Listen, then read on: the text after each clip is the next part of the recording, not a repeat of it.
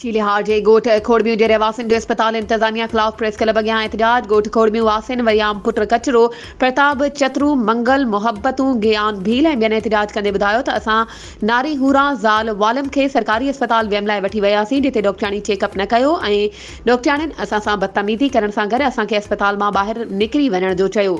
असां अहिड़ी शिकायत अस्पताल जे इंचार्ज डॉक्टर श्यामदास खे पिणु कई, पर डॉक्टर बि असांजी ॻाल्हि ॿुधण बदिरां असांखे मिठी वञण जो चयो। असांखे न एम्बुलेंस ॾिनी वई न ई रिफर लेटर।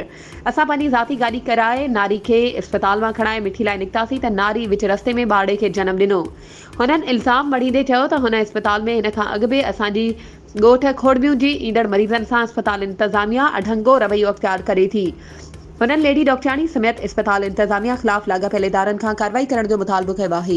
वधीक ख़बरुनि ऐं अपडेट्स जे लाइ असांजे चैनल खे सब्सक्राइब कयो ऐं हा, बेल आइकन खे प्रेस करण न विसारिजो त जीअं असांजी हर नई अचण वारी वीडियो तव्हां ताईं पहुचे।